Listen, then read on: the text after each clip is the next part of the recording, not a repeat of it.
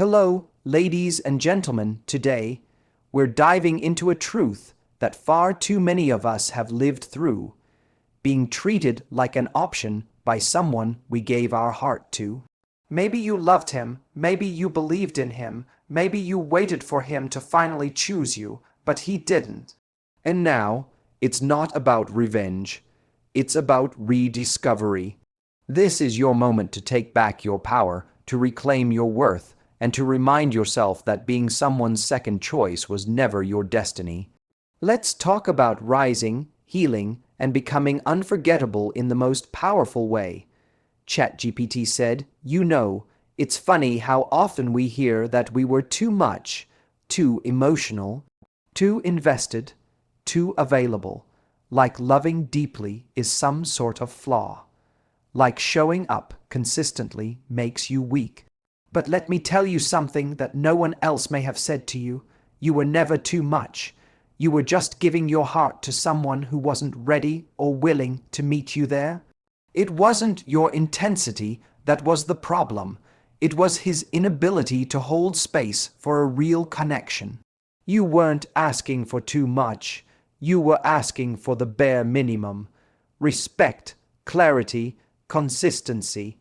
You were asking not to be juggled between his work, his distractions, his uncertainty, or worse, his options. And somehow, you were made to feel guilty for wanting to be chosen. Let that sink in. You were made to feel bad for wanting to be loved properly. But here's what I need you to remember. You were never extra. You were just rare. And rare things intimidate people who have no idea what to do with value. He didn't mishandle you because you were too much. He mishandled you because he was not enough. He couldn't meet you emotionally, mentally, or spiritually. And instead of admitting that, he made you feel like you were the problem. And what happens when someone does that to us? We shrink, we doubt ourselves, we wonder if maybe we should pull back, be less honest, less loving, less open. But please, don't let someone's inability to love you become your reason to stop loving yourself. You see, when someone treats you like an option, they're hoping you'll fight for a spot they should have already reserved for you. But the truth is, if they truly saw your worth, there wouldn't be a competition, there wouldn't be games. There wouldn't be, "I'm not ready," followed by just enough breadcrumbs to keep you hoping. And yes, it hurts. It hurts to realize someone couldn't see your magic, but it hurts more to keep offering your magic to someone who doesn't know how to receive it. You are not here to beg. You are not here to prove. You are not here to audition for someone's affection. You are the prize. And the moment you stop trying to convince someone of your worth is the moment you start returning to yourself. So if someone treated you like an option, let them feel your absence, not out of revenge, but because your presence should only exist where it's appreciated. You were never too much. You were exactly enough for the right person who simply wasn't him. One of the hardest truths to accept, but also one of the most liberating, is that people treat you how you allow them to. It's not always easy to hear, because when someone mistreats us, our first instinct is often to ask, why would they do that to me? But the more powerful question is, what have I been accepting that's beneath me? If a man knows he can show up late, disappear for days, offer you crumbs of attention, and still have you waiting, calling, hoping, then he will. Not because he's evil, not because he doesn't care at all, but because human nature leans toward what's easy. If he can keep you as an option and still receive the benefits of your loyalty, your affection, your time, he will keep you there for as long as you let him. You teach people how to treat you by what you tolerate. And when you stay in a situation that doesn't serve you, when you keep making excuses for his behavior, when you keep hoping your loyalty will eventually win him over, you're not just enduring mistreatment, you're normalizing it. You're showing him that he doesn't need to do better, because you'll stay even if he doesn't. But here's the truth. You're not here to be someone's half-voice. You're not here to be a placeholder. Love isn't meant to be confusing. If you find yourself constantly guessing where you stand with someone, constantly chasing after clarity, constantly settling for less than what you give, it's time to stop and ask yourself, what message am I sending about what I deserve? And I get it, walking away isn't easy. It feels like giving up on the little pieces of hope you've been collecting. But walking away isn't giving up, it's standing up. It's choosing your worth over your wounds. It's telling the world and yourself that you will no longer be a participant in your own heartbreak. The minute you set a new standard, everything changes, because the person who once treated you like an option will suddenly realize that your presence wasn't guaranteed, that your energy, your loyalty, your love, they were privileges, not entitlements. And when that shift happens, two things can occur. He either rises to meet you, or he fades away because he never had the depth to begin with. Either way, you win, because you've stopped waiting, you've started choosing. Don't be afraid to raise the bar. Don't be afraid to enforce boundaries, because the right person won't just respect them, he'll be grateful for them. And the wrong one, he'll feel the discomfort of losing something he thought he could always keep. Sometimes the greatest act of self-love is no longer accepting the bare minimum from someone you once thought you couldn't live without. Let's talk about the emotional fixer in you, the part that sees someone broken and immediately wants to help, to nurture, to heal. The part that believes, if I just love him enough, maybe he'll finally open up. Maybe he'll finally be the man I know he could be. That impulse comes from a beautiful place, your empathy, your compassion, your loyalty. But here's the reality. You are not his therapist, his mother, or his emotional rehab center. You are a woman, not a project manager for someone's unresolved wounds. There's a dangerous trap many fall into, and it sounds like this. He's just been hurt before. That's why he doesn't know how to love. Or he's scared of commitment because of his past. And while that may be true, it's not your job to walk through hell just to prove that you're different. It's not your responsibility to suffer in silence while he figures himself out. That's his work, not yours. Emotionally unavailable men often come with charm. They give just enough to keep you hooked, just enough vulnerability to make you believe there's something deeper waiting behind the curtain. And then they disappear again. It's a cycle. They let you get close, and when you start to see their mess, they pull back, leaving you confused and questioning your worth. And what do? We try harder. We show more love. We prove we're safe, loyal, patient. We invest more, and they stay the same. But love shouldn't feel like a constant battle to earn scraps of connection. If a man isn't capable of giving emotionally, it's not a sign to double your effort. It's a sign to pull back and ask yourself, why am I making his healing my mission? Because deep down, part of you may believe that if you can heal him, he'll finally love you the way you need. But that's not love, that's self-sacrifice disguised as devotion. A man who is truly ready will show up without needing to be convinced. He won't make you chase after clarity or try to decode his mixed signals. He'll be consistent, available, and emotionally honest, not perfect, but accountable. And that's what real partnership looks like. Two people showing up for each other, not one person carrying the emotional weight of the relationship alone.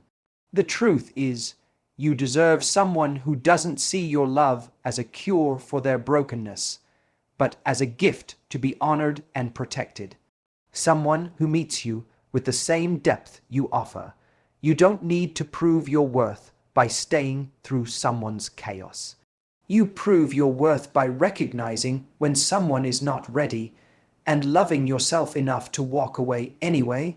There's a moment in every story where silence becomes more powerful than words, when you've explained yourself 100 times, when you've asked for clarity and consistency, when you've begged without using the word beg, just for someone to see your worth.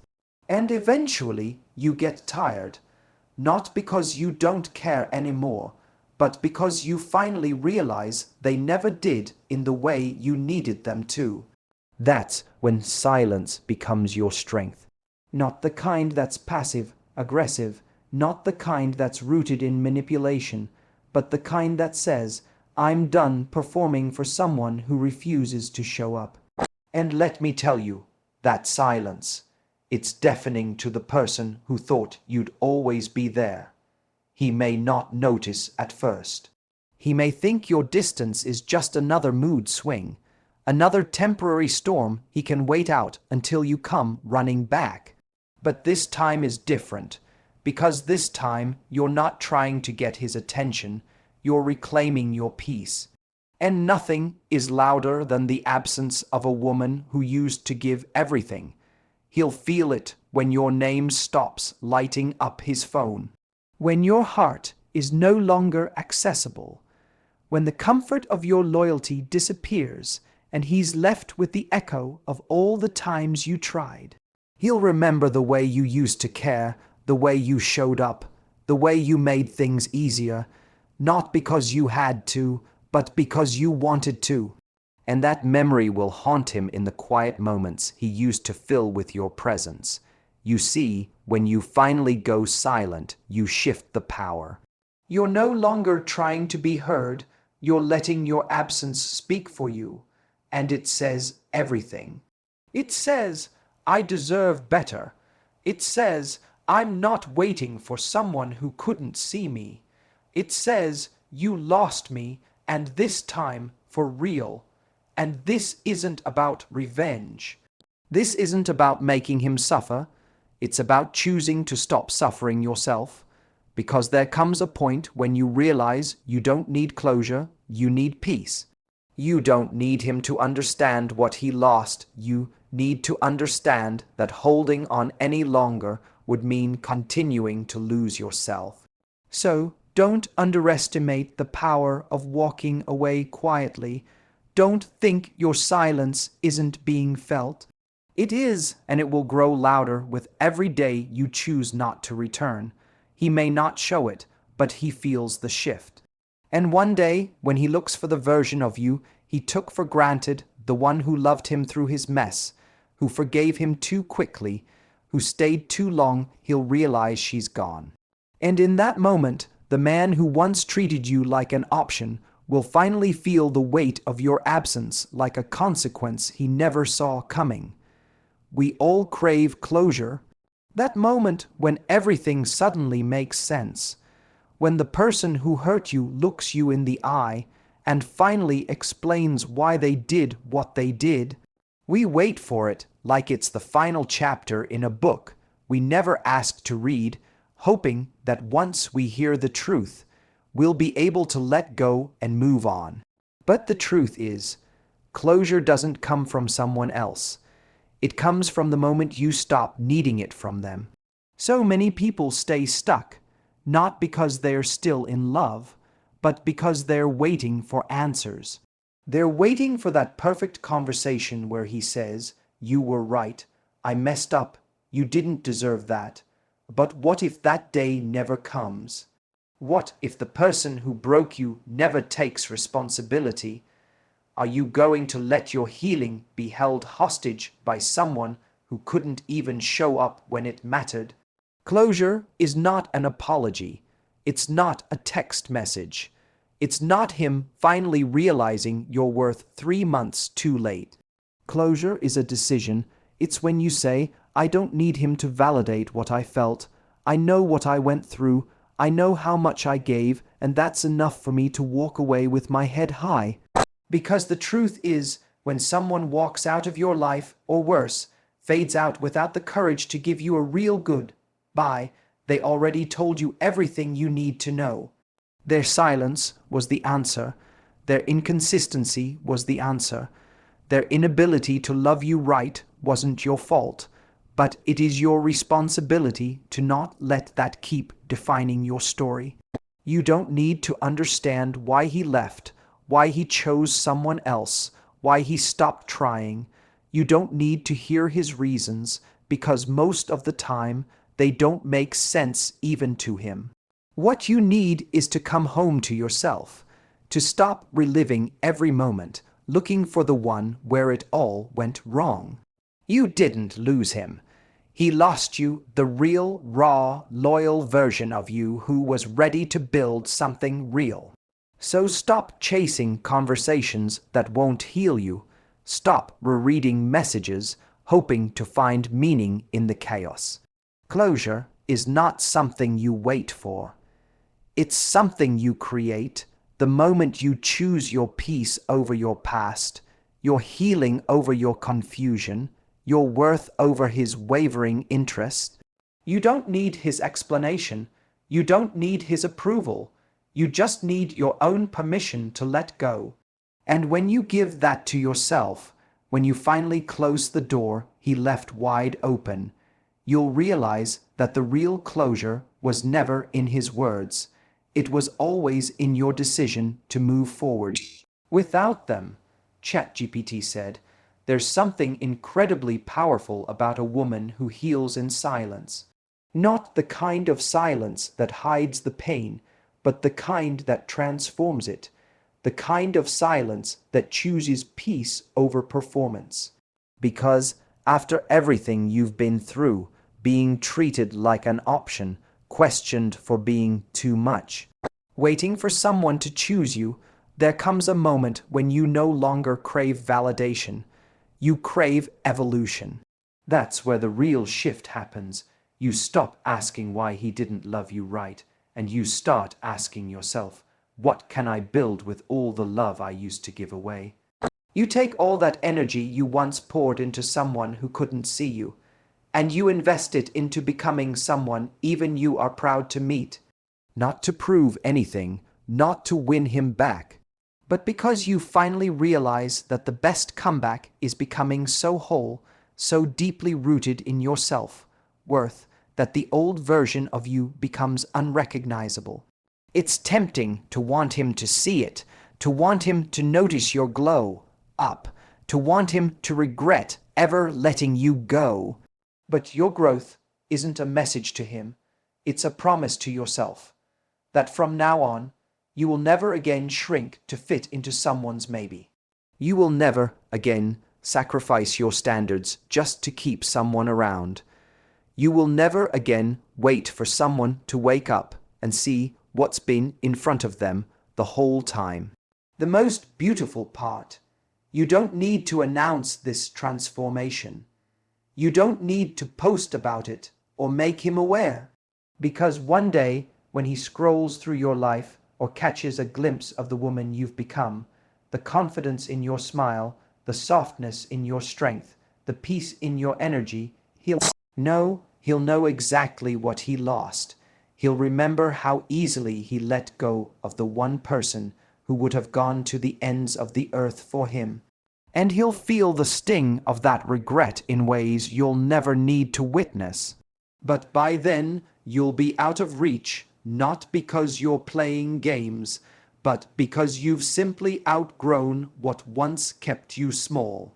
You'll be standing in a space he can't access anymore, not out of bitterness, but out of boundaries. Not out of revenge, but out of resolution.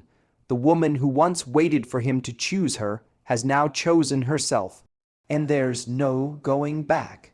Because once you taste the freedom that comes with healing, the peace that comes from walking away with dignity, and the strength that's born in solitude, you realize that being unreachable isn't about making him suffer.